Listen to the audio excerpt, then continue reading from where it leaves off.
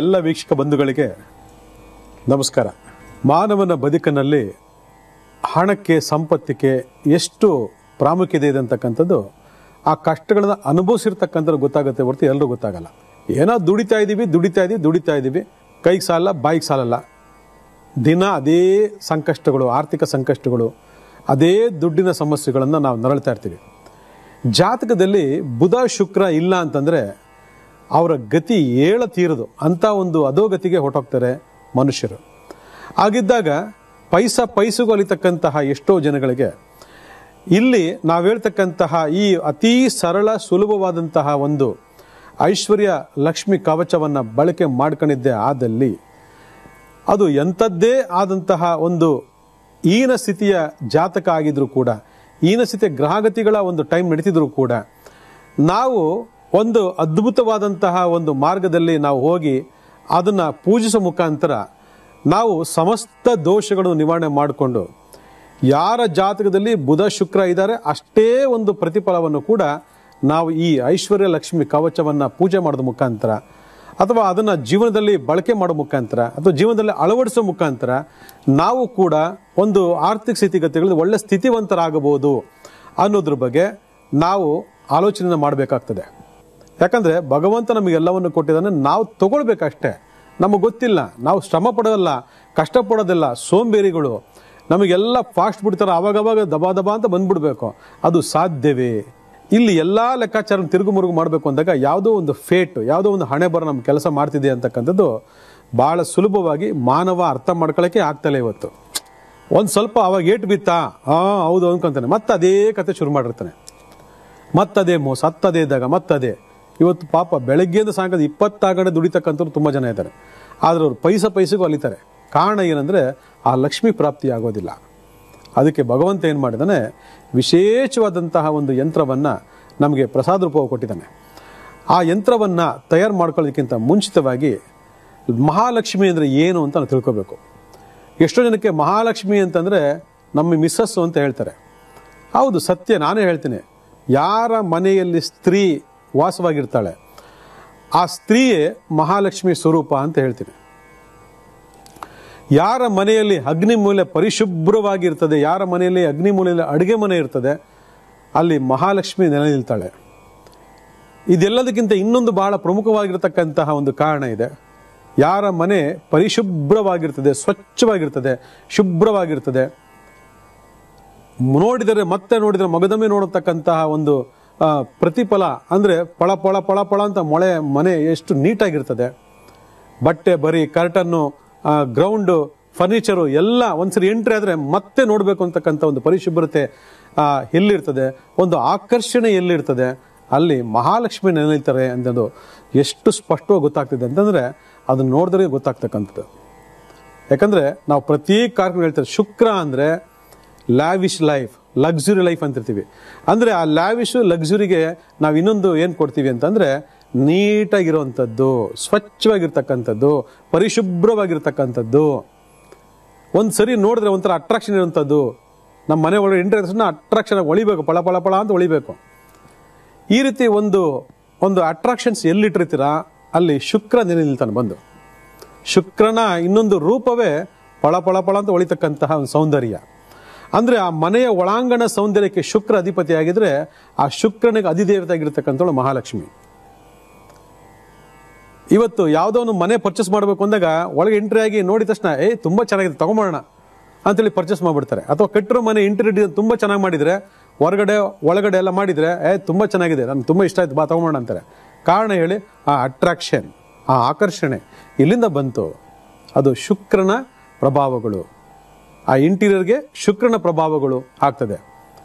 ಈ ರೀತಿ ಲೆಕ್ಕಾಚಾರಗಳು ನಮಗೆ ಗೊತ್ತಿದ್ರೂ ಕೂಡ ನಾವು ನಮ್ಮ ಮನೆಯನ್ನು ಪರಿಶುಭ್ರವಾಗಿ ಇಟ್ಕೊಳ್ಳದೆ, ನಮ್ಮ ಮನಸ್ಸನ್ನು ಪರಿಶುಭ್ರವಾಗಿ ಇಟ್ಕೊಳ್ಳದೆ, ಮೋಸ, ದಗ, ವಂಚನೆ, ಗಲೀಜು ಈ ಥರ ಎಲ್ಲ ಮಾಡ್ಕೊಂಡಿದ್ರೆ ಯಾವ ಲಕ್ಷ್ಮಿ ತಾನೇ ನಿಮ್ಮ ಮನೆಯೊಳಗಡೆ ಬರ್ತಾಳೆ? ಇದನ್ನ ಫಸ್ಟ್ ನೀವೆಲ್ಲ ಅರ್ಥ ಮಾಡ್ಕೋಬೇಕು. ಇದನ್ನ ಇಂಥ ಸಂದರ್ಭ ಬಂದಾಗ ಪದೇ ನಾನು ನಿಮ್ಗೆ ಹೇಳ್ತಾ ಇರ್ತೀನಿ. ಜಾತಕದಲ್ಲಿ ಬುಧ ಶುಕ್ರ ಇಲ್ಲ, ಒಪ್ಕೊಳ್ಳೋಣ, ಅವರು ದಂಡೆಗೆ ದುಡ್ಡನ್ನು ಕೊಡ್ತಾರೆ. ಆದರೆ ಬೇರೆ ಗ್ರಹ ಕೊಡೋದಿಲ್ವಾ? ಸೂರ್ಯನು ದುಡ್ಡು ಕೊಡ್ತಾನೆ, ಚಂದ್ರನು ದುಡ್ಡು ಕೊಡ್ತಾನೆ, ಗುರುವು ದುಡ್ಡು ಕೊಡ್ತಾನೆ, ರಾಹು ದುಡ್ಡು ಕೊಡ್ತಾನೆ, ಕೊಡಲ್ಲ ಅಂತಲ್ಲ, ರಾಹು ದಿಢೀರ್ನ ದುಡ್ಡು ಕೊಟ್ಬಿಡ್ತಾನೆ.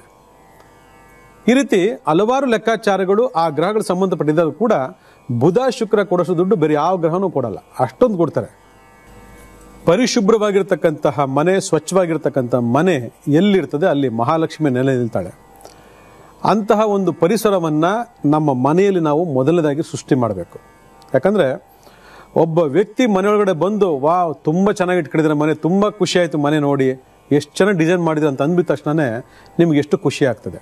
ಹಾಗೆ ಒಬ್ಬ ವ್ಯಕ್ತಿನೇ ನಾವು ಈ ರೀತಿ ಒಂದು ಪರಿಶುಭ್ರವಾಗಿ ಒಂದು ಇಂಟೀರಿಯರ್ ಡಿಸೈನ್ ಮಾಡಿ ನಾವು ಖುಷಿ ಪಡಿಸ್ತೀವಿ ಅಂದಾಗ, ತಾಯಿ ಮಹಾಲಕ್ಷ್ಮಿಗಿನ ಬರ ಮಾಡ್ಕೋಬೇಕು ಅಂದಾಗ ನಾವು ಇನ್ನು ಯಾವ ರೀತಿ ಅಲಂಕಾರ ಮಾಡಬೇಕು ನೀವೇ ನೋಡ್ಕೊಳ್ಳಿ.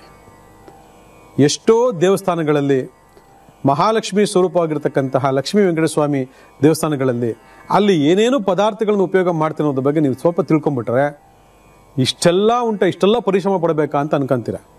ಸತ್ಯವಾಗಿ, ಯಾಕಂದರೆ ಅಲ್ಲಿ ಯಾವ ಬುಧ ಗುರು ಶುಕ್ರ ಯಾರೂ ಇರಲ್ಲ.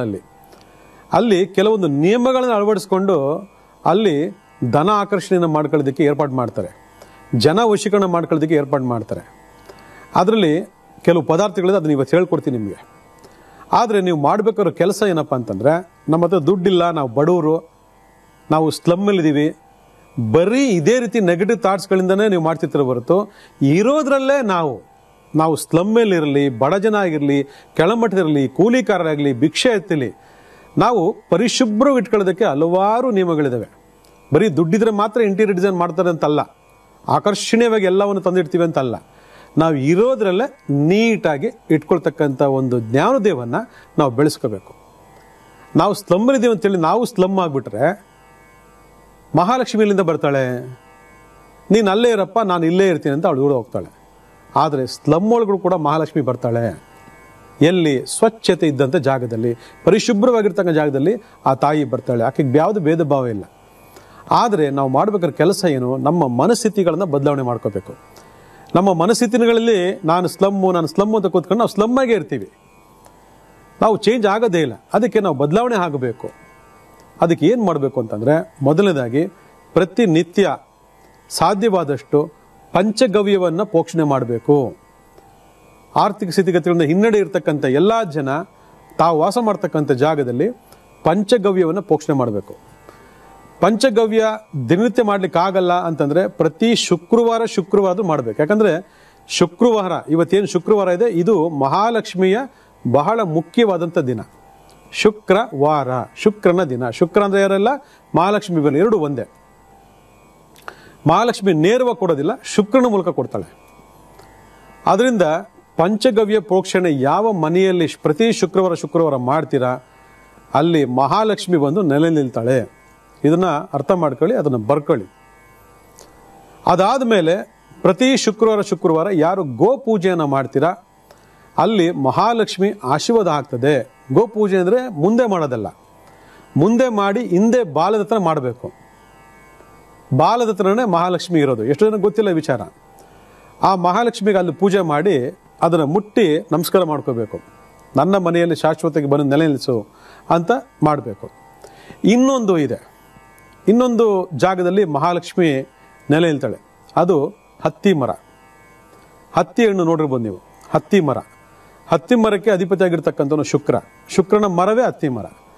ನಿಮ್ಮ ಮನೆಯ ಸುತ್ತಮುತ್ತ ಪಾರ್ಕ್ಗಳಲ್ಲಿ ಅಲ್ಲಿ ಇಲ್ಲಿ ಭಾಳಷ್ಟು ಕಡೆ ಹತ್ತಿ ಮರಗಳು ನೋಡ್ತೀವಿ. ಆದರೆ ಎಷ್ಟೋ ಜನಕ್ಕೆ ಅದ್ರ ಬಗ್ಗೆ ಗೊತ್ತೇ ಇರೋದಿಲ್ಲ.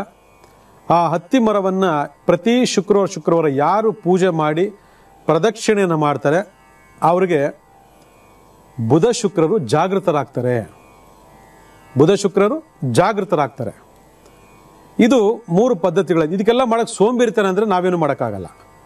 ಯಾಕಂದರೆ ಒಂದು ಕೇಳ್ಕೊಂಬಂದಿರಬೇಕು, ಇಲ್ಲ ಈ ನಿಯಮಗಳನ್ನ ಅಳವಡಿಸ್ಕೋಬೇಕು. ಸುಮ್ಮನೆ ದುಡ್ಡು ಬಾ ಅಂದರೆ ಖಂಡಿತ ಬರಲ್ಲ. ನಾವು ಸಂಪಾದನೆ ಮಾಡ್ತಂಥ, ನಾವು ಕಷ್ಟಪಟ್ಟಂತಹ ಹಣ ಸಮೃದ್ಧಿಯಾಗಿ ಬೆಳಿಬೇಕು, ದ್ವಿಗುಣ ಆಗಬೇಕು. 100 ರೂಪಾಯಿ ಸಂಪಾದನೆ ಮಾಡ್ಕೊಂಬಂದ್ರೆ ಅದು 200 ರೂಪಾಯಿ ಆಗಬೇಕು. ಯಾವ ಮನೆಯಲ್ಲಿ ಆಗ್ತಾ ಇದೆ ಅಲ್ಲಿ ಲಕ್ಷ್ಮಿ ಕಟಾಕ್ಷ ಇದೆ ಅಂತ ಅರ್ಥ. 1 ಲಕ್ಷ ತಗೊಂಡ್ಬರ್ತೀನಿ, 1 ಲಕ್ಷ ಸಂಜೆ ಹೊತ್ತಿಗೆ ಗುಳುಮ್ ಆಗೋಗುತ್ತೆ ಅಂತಂದ್ರೆ ಅಲ್ಲಿ ಮಹಾಲಕ್ಷ್ಮಿ ಇಲ್ಲ, ಯಾವುದೋ ಕರ್ಮಫಲ ಇದೆ ಅಂತ ಅರ್ಥ. ನೋಡಿ, ಎಷ್ಟೊಂದು ವಿಚಾರಗಳಿದ್ದಾವೆ ನಮಗೆ ಗೊತ್ತಿಲ್ಲ. ಆದ್ರೆ ನಮಗೆ ದುಡ್ಡು ಬಂದ್ಬಿಡ್ಬೇಕು, ದುಡ್ಡು ಬೇಕಷ್ಟೇ. ಅದಕ್ಕೆ ಶಾಸ್ತ್ರಧಾರಿತವಾಗಿ ಕೆಲವೊಂದು ನಿಯಮಗಳನ್ನ ಅಳವಡಿಸ್ಕೊಳ್ಬೇಕು. ಅದಕ್ಕೆ ನಮ್ಮ ಮನಸ್ಥಿತಿಯನ್ನು ಮೊದಲು ಶುದ್ಧಿ ಮಾಡ್ಕೋಬೇಕು ಅಂತ ನಾನು ಹೇಳ್ತೀನಿ. ನಮ್ಮ ಮನಸ್ಥಿತಿ ಶುದ್ಧಿ ಆಗದೆ ನಮ್ಮ ಮನೆ ಶುದ್ಧಿ ಆಗೋದಿಲ್ಲ. ನಮ್ಮಲ್ಲಿ ನೆಗೆಟಿವ್ ಥಾಟ್ಸ್ ಇರೋವರೆಗೂ ನಮ್ಮ ಮನೆ ಪಾಸಿಟಿವ್ ಆಗೋದಿಲ್ಲ.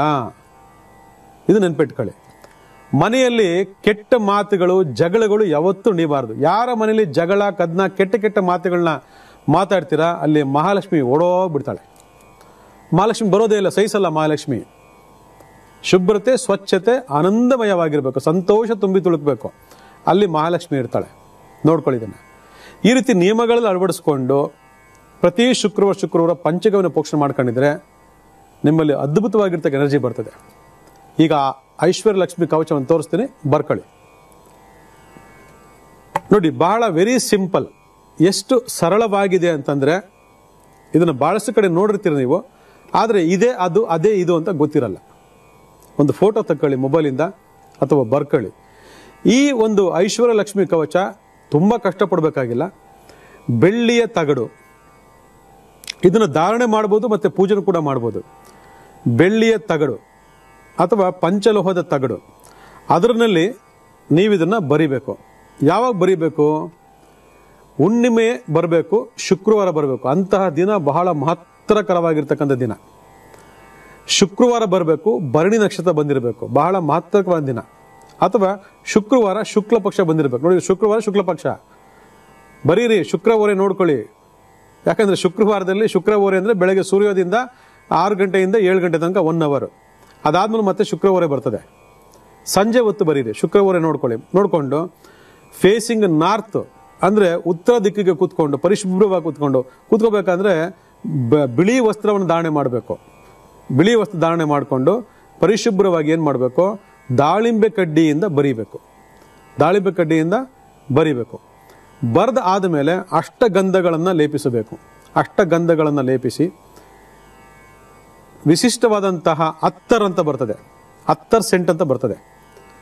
ಆ ಅತ್ತರ್ ಸೆಂಟನ್ನು ಇದಕ್ಕೆ ಪೋಷಣೆ ಮಾಡಿ, ನೀವು ಕೂಡ ಪೋಷಣೆ ಮಾಡಿಕೊಂಡು, ಒಂದು ಮಂತ್ರ ಇದೆ, ಆ ಮಂತ್ರ ಕೂಡ ಹೇಳ್ಕೊಡ್ತೀನಿ. ಆ ಮಂತ್ರ ವೆರಿ ವೆರಿ ಇಂಪಾರ್ಟೆಂಟು. ಇದನ್ನು ನಿಂತಲ್ಲಿ ಕುಂತಲ್ಲಿ ನೀವು ಎಷ್ಟು ಜಪ ಮಾಡ್ತಿರೋ ಅಷ್ಟು ನಿಮಗೆ ಇಲ್ಲಿ ಬರೆದಿರ್ತಕ್ಕಂತಹ ಈ ಬೀಜಾಕ್ಷರ ಕೂಡ ಅದು ಬಹಳ ಪ್ರಭಾವಶಾಲಿಯಾಗಿ ಆಕ್ಟಿವೇಟ್ ಆಗ್ತದೆ. ಇದನ್ನ ಇಟ್ಕೊಂಡು ನಾವು ಅದಕ್ಕೆ ಒಂದು ಫ್ರೇಮ್ ಹಾಕ್ಸ್ಕೊಂಡು ಅಥವಾ ಒಂದು ತಾಯ್ತದಲ್ಲಿ ಹಾಕೊಂಡು ಇಟ್ಕೊಂಡು ನಾವೇನು ಮಾಡಬೇಕು? ಅದನ್ನು ಈಶಾನ್ಯ ಭಾಗದಲ್ಲಿ ದೇವ್ರ ಮುಂದೆ ಇಟ್ಟು ಅದನ್ನು ಪೂಜೆ ಮಾಡಬೇಕು. ಪೂಜೆ ಮಾಡಬೇಕು ಅಂದಾಗ ಭಾಳ ವಿಶಿಷ್ಟವಾದಂತಹ ಕೆಲವು ವಸ್ತುಗಳನ್ನು ನಾವಲ್ಲಿ ಇಡಬೇಕು. ಯಾಕಂದರೆ ನಿರ್ದಿಷ್ಟವಾದಂತಹ ವಸ್ತುಗಳು ತಾಯಿ ಮಹಾಲಕ್ಷ್ಮಿಯನ್ನು ಸಂತೃಪ್ತಿಗೊಳಿಸ್ತದೆ. ಯಾಕಂದರೆ ಒಂದೊಂದು ದೇವರಿಗೆ ಒಂದೊಂದು ರೀತಿ ಹೂವು ಇಷ್ಟ, ಒಂದೊಂದು ದೇವರಿಗೆ ಒಂದೊಂದು ರೀತಿಯಾದಂಥ ಹಣ್ಣುಗಳು ಇಷ್ಟ, ಒಂದೊಂದು ದೇವರಿಗೆ ಒಂದೊಂದು ರೀತಿಯಾದಂತಹ ಆಚಾರಗಳು ಇಷ್ಟ. ನಾವು ಈ ಸೀಕ್ರೆಟ್ನ ಕಲ್ತ್ಕೊಂಡ್ಬಿಟ್ಟ ಅಂತಂದರೆ ಆಯಾ ದೇವರುಗಳನ್ನು ಭಾಳ ಈಸಿಯಾಗಿ ಆಕರ್ಷಣೆ ಮಾಡ್ಬೋದು. ನಮಗೆ ಗೊತ್ತಿರೋದಿಲ್ಲ ಅದು. ಆದರೆ ಇವತ್ತು ಮಹಾಲಕ್ಷ್ಮಿಯನ್ನು ಹೋಲಿಸ್ಕೋಬೇಕು ಅಂದಾಗ ಯಾವ ವಸ್ತುಗಳನ್ನ ನಾವು ಶೇಖರಣೆ ಮಾಡಿಟ್ಕೋಬೇಕು ಹೇಳ್ಕೊಡ್ತೀನಿ, ವೆಯ್ಟ್ ಮಾಡ್ತಾರೆ. ವಿಶೇಷವಾಗಿ ತಾಯಿ ಮಹಾಲಕ್ಷ್ಮಿಯನ್ನು ನಾವು ಬರ ಮಾಡಿಕೊಂಡು ಯಂತ್ರದಲ್ಲಿ ಸ್ಥಾಪನೆಯನ್ನು ಮಾಡಿಕೊಂಡು ಆ ಯಂತ್ರಕ್ಕೆ ಬೇಕಾದಂತಹ ಎಲ್ಲ ರೀತಿಯಾಗಿರ್ತಕ್ಕಂಥ ನಿಯಮಗಳನ್ನು ಅಳವಡಿಸ್ಕೊಂಡು ನಾವು ಆ ಮಹಾಲಕ್ಷ್ಮಿಯನ್ನು ಜಾಗೃತವನ್ನು ಮಾಡ್ಕೋಬೇಕು ಅಂತಂದಾಗ ಆಕೆಗೆ ಪ್ರಿಯವಾದಂಥ ಕೆಲವು ವಸ್ತುಗಳನ್ನು ನಾವಲ್ಲಿ ಕೊಡಲೇಬೇಕು, ಸೇರಿಸಲೇಬೇಕು. ಅದು ಯಾವುದು ಅಂತಂದರೆ, ಮೊದಲನೇದಾಗಿ ಯಂತ್ರವನ್ನೆಲ್ಲ ಬರೆದು ಅದನ್ನು ಇಟ್ಟು ಪೂಜೆ ಮಾಡಾದ ಮೇಲೆ ವಿಶೇಷವನ್ನು ಏನು ಮಾಡಬೇಕು ಅಂದರೆ 3 ದೀಪವನ್ನು ಅಂಟಿಸ್ಬೇಕು. ನೋಡಿ, 3 ದೀಪವನ್ನು ಅಂಟಿಸ್ಬೇಕು ಅಂದಾಗ ಭಾಳ ಜನ ಕೇಳ್ತಕ್ಕಂಥದ್ದು, ದೀಪಕ್ಕೆ ಯಾವ ಎಣ್ಣೆ ಹಾಕಬೇಕು ಅಂತ ಭಾಳ ಜನ ಕೇಳ್ತೀರ. ಇದಕ್ಕೆ ಬೇರೆ ಕನ್ಫ್ಯೂಷನ್ಸ್ ಏನೂ ಬೇಡ.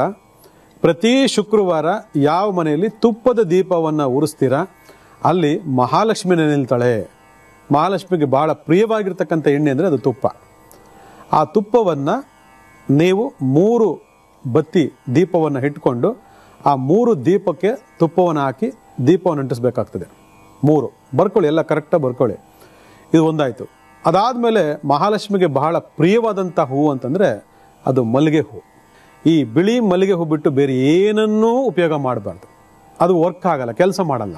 ಯಾಕಂದರೆ ನಾನು ಮೊದಲಿಂದ ಹೇಳ್ತೀನಿ, ವೈಬ್ರೇಷನ್, ಒಂದು ಪಾಸಿಟಿವ್ ಎನರ್ಜಿ, ಆ ಪಾಸಿಟಿವ್ ಎನರ್ಜಿಯನ್ನು ನಾವು ಲಕ್ಷ್ಮೀ ಸ್ವರೂಪವಾಗಿ ಬರ ಮಾಡ್ಕೊಳ್ಬೇಕು ಅಂತಂದಾಗ ಆ ಎನರ್ಜಿಗೆ ಏನು ಬೇಕು, ಆ ಎನರ್ಜಿ ದ್ವಿಗುಣ ಆಗಬೇಕು, ಏನು ಮಾಡಬೇಕು ಅದನ್ನೇ ನಾವು ಮಾಡಬೇಕು. ಅದಕ್ಕೆ ಮಲ್ಲಿಗೆ ಹೂಗಳನ್ನು ಮಾಡಬೇಕು. ಅದಾದಮೇಲೆ ಪಂಚಾಮೃತವನ್ನು ರೆಡಿ ಮಾಡ್ಕೋಬೇಕು. ಅದಾದಮೇಲೆ ಲ್ಯಾವೆಂಡರ್ ಮತ್ತು ಹತ್ತರನ್ನು ರೆಡಿ ಮಾಡ್ಕೊಳ್ಬೇಕು. ಅದಾದಮೇಲೆ ನೆಲ್ಲಿಕಾಯಿ, ಕಸ್ತೂರಿ ಮತ್ತು ಪುನುಗು ಈ ಮೂರನ್ನೂ ಕೂಡ ಇಟ್ಕೊಳ್ಳಿ. ಇವೆಲ್ಲ ಕೂಡ ಬಹಳ ವಿಶೇಷವಾಗಿ ಒರಿಜಿನಲ್, ಯಾವುದೋ ತಗೊಂಬಂದು ಏನೇನೋ ಮಾಡಿಬಿಡೋದಲ್ಲ. ಇದೆಲ್ಲ ಶೇಖರಣೆ ಮಾಡ್ಕೊಳ್ಳಿ. ಅದಾದಮೇಲೆ ಜವ್ವಾಜಿ, ಏಲಕ್ಕಿ ಮತ್ತು ಕರ್ಪೂರ, ಎಳನೀರು, ಸಿಂಧೂರ, ಅದಾದಮೇಲೆ ಅರಿಶಿನ, ಕುಂಕುಮ ಬಹಳ ಮುಖ್ಯವಾಗಿ ಅದನ್ನಿಟ್ಕೊಂಡು, ಮತ್ತು ಎಳನೀರು, ತಾಂಬೂಲ, ಇದು ದಕ್ಷಿಣೆ, ಇದನ್ನು ರೆಡಿ ಮಾಡಿಕೊಂಡು ತಾಯಿ ಮಹಾಲಕ್ಷ್ಮಿ ಪೂಜೆಯನ್ನು ಮಾಡ್ಕೊಳ್ಳೋದಕ್ಕೆ ನಾವು ರೆಡಿ ಮಾಡ್ಕೋಬೇಕು.